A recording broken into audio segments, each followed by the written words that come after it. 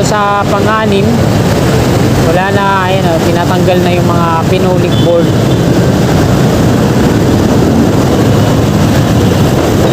Dito naman sa pang-pito, ganun din yung ginagawa. Mga pakanan patungong Baclaran. Tapos dito sila nagpo-focus, ayan o. Ayan, nakakasikap. Malapit na sila umabot hanggang dito sa may pier, yung pag-i-install ng mga sheet pile. Ayan, time check po tayo. Alas 3 na po ng hapon at nandito ulit tayo sa ilalim ng NAIA Expressway, Salis Road. At mag-update po tayo ngayon dito sa NAIA Rehabilitation. Ito po yung OPRA. Titingnan natin kung ano na ngayon yung ginagawa nila. So dito sa ilalim ng Salis Road, ito dun sa kabila mga kasikap, tinanggal na yung center island kagaya po na ito. Dito naman binabakbak na yung gitna, tinatanggal yung lupa, tapos tatanggalin nila to yung mga gutter. Doon sa kabila, ano na yan, pantay na yan, wala nang mga gutter doon, ano, malawak na ulit at nilagyan nila ng ano, plastic cone, ayun o. Mula doon sa may Villamor, gate 4, hanggang doon na yun mga kasikap. Ayan, wala nang center island doon sa kabila, malawak na yan yung dito. So ayan, nakuna na po natin dito, dadako na tayo doon. Tara, let's go. So dito sa Tawid, ito, inumpisa na rin nilang tanggalin yung mga yung mga gutter na to dito sa center. Tinatanggal na nila yung lupa sa gitna bago nila tanggalin yung gutter at lalawak na yan. So harangan na lang ulit nila dito ng mga plastic cone. So ayun o, yung kagaya sa kabila, wala nang gutter doon at medyo lumawak na. Tapos tsaka siguro nila pipinturahan to dito ng hazard markings, yung mga footing ng mga columns na to para walang bumangga. Kasi pag ganito lang, lalo na pag gabi, wala namang mga ilaw dito sa baba, meron talagang sasalpok dyan, lalo na pag mabilis yung takbo.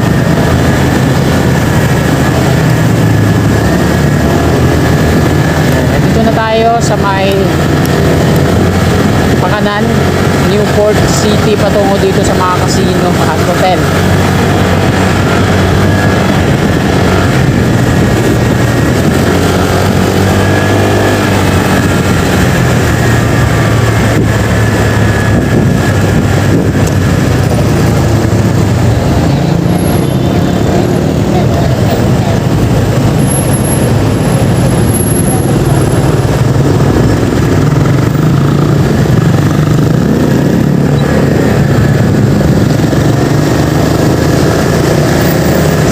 Natin, ito yung ONRA NAIAX patungong NAIA Terminal 1 and 2, Macapagal Boulevard.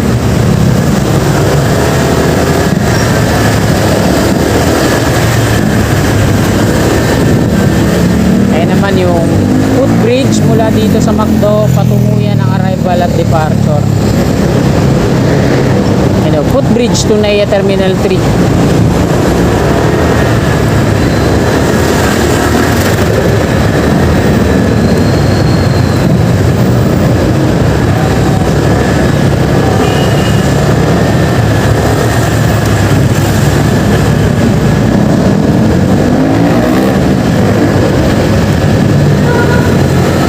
Malapit na tayo sa off-ramp dito sa NAIA Expressway to NAIA Terminal 3 arrival departure.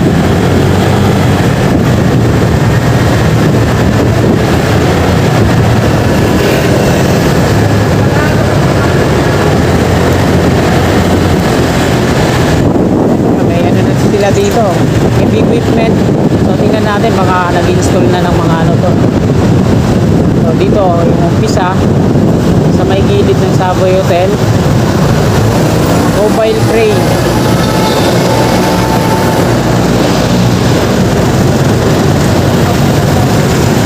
So hindi pa naman nag-install na concrete girders, pero lahat na yan konkreto, yung mga pierhead patungo doon.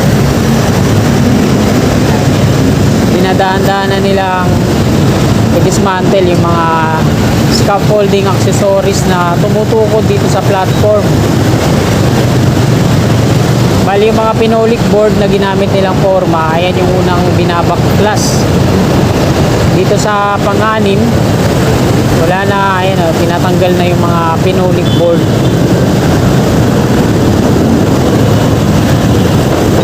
Dito naman sa pang-pito, ganun din yung ginagawa. Mga pakanan patungong baklaran.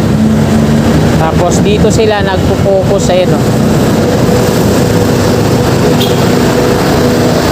Ayan, nakakasikap. Malapit na sila umabot hanggang dito sa may pier yung pag-install ng mga sheet pile. Ayan o.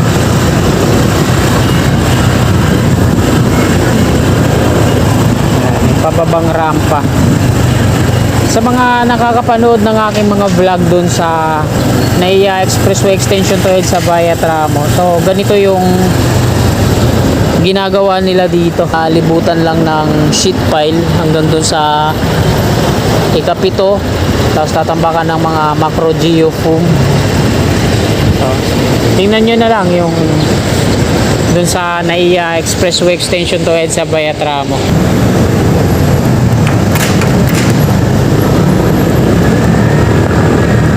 Yung opram na yan, hindi ganyan yung gagawin nila kasi yung wall niya, tingnan nyo, konkreto. Ngayon, puro sheet pile ginamit.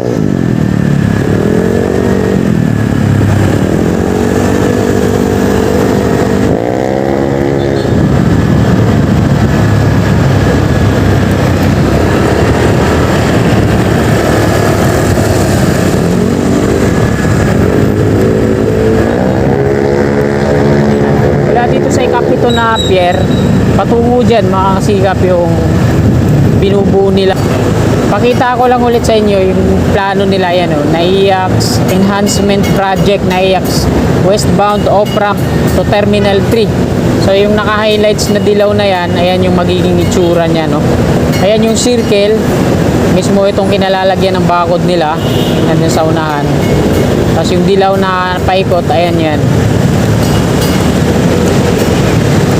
At ayan nga yung ikapito na pier column. So hanggang dito yung pag-install nila ng mga sheet pile.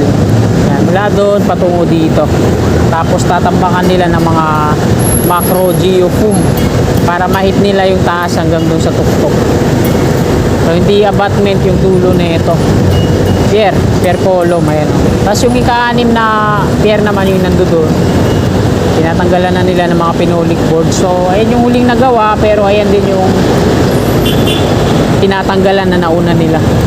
So konkreto na yung mga pier head hanggang dun sa dulo. Bale, 7 po yung pier column na yan para sa off-ramp.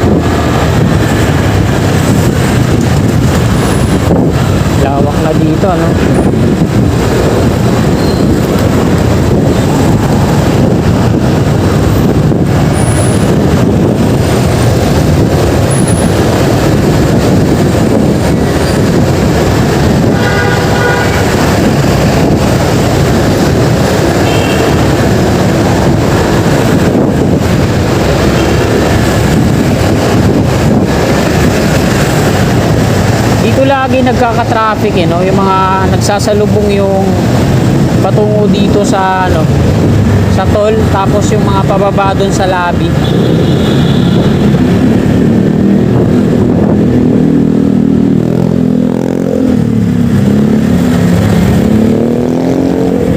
Napakaganda na dito, no? Napakalawak na.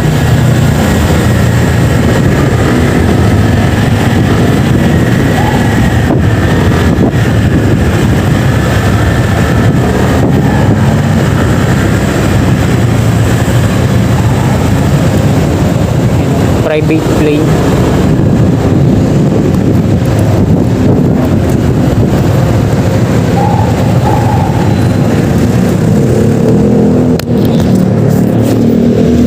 So, ayan mga kasikap, hanggang dito na lang po itong video na to. Maraming po salamat. God bless.